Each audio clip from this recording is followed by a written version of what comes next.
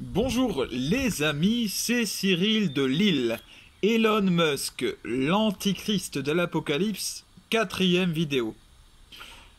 Aujourd'hui, voyons l'un des autres signes qui annonce l'antichrist. Il doit être populaire, séducteur. Bien. Et nous verrons ensuite son véritable visage, qui est celui d'un homme vicieux et méprisable. D'abord, puisque j'avance qu'Elon Musk est l'antichrist, eh bien voyons si Elon Musk est séducteur et populaire. Bien.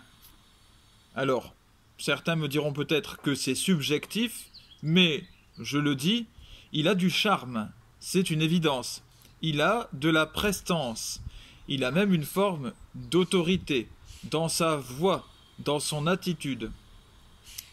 Lorsqu'il est reçu par les chefs d'État, ou lorsqu'un candidat à l'élection présidentielle aux États-Unis eh bien, passe par lui pour annoncer sa candidature, on voit que ces personnes, ces chefs d'État, notre président français par exemple, ont de l'admiration pour lui, sont impressionnés, et ils le disent même souvent. Il est adulé même par de nombreuses personnes qui en ont fait leur idole. Il y a toute une flopée d'admirateurs d'Elon Musk, des fans absolus, des vrais fanatiques, qui sont allés jusqu'à créer une statue de lui, donc à proprement parler une idole, un veau d'or. Dans l'Ancien Testament, le veau d'or, c'était une statue que s'était confectionnée le peuple juif, parce qu'il se détournait du Dieu saint. Et donc il s'était créé un petit dieu, une forme de totem si vous voulez, ce veau d'or qu'il avait coulé dans du métal. Et bien nous en sommes là, puisque les fans d'Elon Musk, certains ont créé donc une statue en métal à son effigie, et avec un corps, plus ou moins un corps de chèvre. Ce corps de chèvre reposant lui-même sur une fusée. Voilà. Référence probablement à SpaceX, l'entreprise d'Elon Musk qui développe des fusées. Ils l'ont proclamé à l'occasion GOAT, c'est-à-dire, il y a un jeu de mots, GOAT veut dire chèvre en anglais, mais c'est aussi l'acronyme de Greatest of All Time, c'est-à-dire le plus grand de tous les temps. Voilà. Donc là, on ne peut pas faire de plus grande admiration, nous sommes dans une pure idolâtrie. Il y a un grand nombre de personnes aujourd'hui dans nos contemporains, dans les entreprises, des patrons, des employés qui ont une admiration sans borne pour lui, pour Elon Musk, qui le voit comme le mâle alpha absolu, comme on dit, c'est-à-dire l'homme parfait qui a tout réussi, et qui se court après ses conseils, ses avis sur comment être un super-homme et comment réussir ses affaires, etc. Il compte après ses conseils en fait de vie. Voilà. Alors maintenant que cet aspect d'Elon Musk est établi, oui, il est populaire et puis lui est séducteur. C'est-à-dire qu'il, dans son attitude, il joue de cette prestance, de ce charme qu'il sait avoir. Eh bien voyons ce qu'il est en réalité, c'est-à-dire, ce qui est dit de lui dans la Bible, vicieux et méprisable. D'abord, il faut savoir qu'Elon Musk a construit une partie de sa fortune en vendant des lance-flammes. Il les a vendus ouvertement sous le titre de lance-flammes, dans un premier temps. Et il les a vendus, entre autres, à des pays en guerre. Voilà, des lance-flammes très efficaces et à moindre coût. Seulement, le problème, c'est que certains particuliers ont acheté son lance-flamme et l'ont utilisé comme ça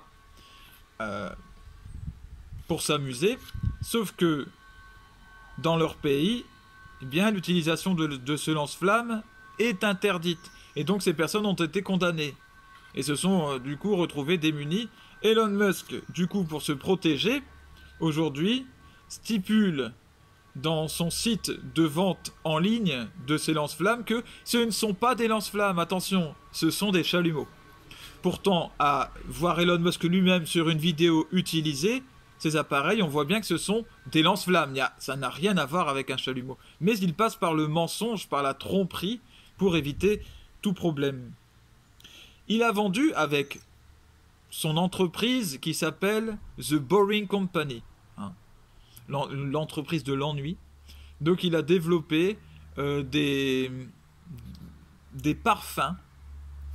Un parfum qui s'appelle Burnt Hair, qui est traduit en français par poil brûlé. Donc une odeur de poil, de chair brûlée apparemment, et que lui-même présente comme étant l'essence du désir répugnant. Alors là, si l'on n'a pas la marque d'un homme qui veut corrompre l'humanité, d'un homme qui cherche à répandre le stupre, le péché sur la terre, alors là, je ne réponds plus de rien. Alors là, c'est une évidence. C'est une évidence. Les prénoms donnés à ces derniers enfants montrent là encore un homme d'un vice sans pareil. Il a eu 2 enfants récemment avec une chanteuse très étrange. Son premier enfant, c'est un garçon né en 2020 qui s'appelle X. Plus loin A, E dans la, plus loin A, 12. X, A, E, A, 12. Voilà, donc la mère a présenté son enfant, comme toujours avec le monde moderne, sur les réseaux sociaux, en disant avec X, c'est pour l'inconnu X, voilà, forcément, donc on lui donne un nom d'inconnu. AE, c'est l'intelligence artificielle. Et A12, elle explique, cette dame, que c'est leur modèle d'avion préféré à elle et à Elon Musk, le père. Donc on a des gens qui nous disent qu'ils donnent un nom qui n'a aucun sens à un enfant, juste en accolant des choses qui leur plaisent. Je crois, pour ma part, que son nom a un autre sens. Je crois qu'il a un sens qui correspond à la mission d'antichrist d'Elon Musk. Voilà, et je crois que ce nom XAEA12, c'est un code pour autre chose, qui annonce une mission d'antichrist, peut-être une mission prophétique. En tout cas, voilà le nom donné à son fils. Il a eu une fille avec cette même personne qu'il a appelée Exa Dark Sidéral. C'est-à-dire, Exa, c'est multiplication par 10 puissance 18. Voilà, donc on retrouve un peu l'inconnu X. Dark, ça veut dire sombre, obscur, bien entendu. Et sidéral, c'est le rapport aux astres. Donc là, en gros, un trou noir. C'est un nom de trou noir qui est donné à son enfant, à sa fille. Depuis, ses parents ont signalé par Internet qu'elle avait changé de nom et maintenant elle s'appelait Y. Et en anglais, Y se dit Y. Donc, Y ou même Why, c'est-à-dire W-H-Y, le pourquoi. Ou même juste un point d'interrogation. Ces gens, Elon Musk, est prêt à donner à sa fille comme nom pourquoi ou un point d'interrogation. Ou même Exa Dark Sidéral, donc le vide sidéral absolu. Qui peut aimer son enfant et l'appeler ainsi? Comment peut-on agir de cette manière avec ses enfants, leur donner un tel nom inhumain, en fait, d'où tout caractère humain est dégagé, et respecter l'être humain? C'est là, je crois, un signe majeur d'un mépris profond pour l'humanité et pour le sens que Dieu donne à la vie humaine. Autre chose, cet homme condamne de multiples choses, de multiples avancées qui ont lieu dans le monde. Il condamne l'intelligence artificielle qu'il présente comme dangereuse. Il condamne les robots, attention, c'est un danger pour l'humanité. Il condamne les fake news, voilà, tout le monde du mensonge que l'on voit aujourd'hui sur les réseaux. Puis, qu'est-ce qu'il fait?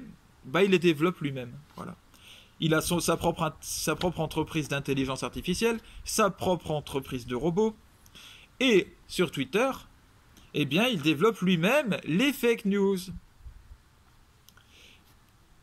Lorsqu'il a voulu racheter Twitter, eh bien, il s'est engagé auprès de l'Union européenne à mettre en place une charte de contrôle des fake news et de la haine en ligne. Parce que l'Union européenne a décidé de combattre tout cela. Il l'a fait, il a dit d'accord, et il a signé quelque chose. Et puis, chemin faisant, il a pris les rênes de Twitter, et au final, eh bien, il n'a jamais mis en place ces règles-là.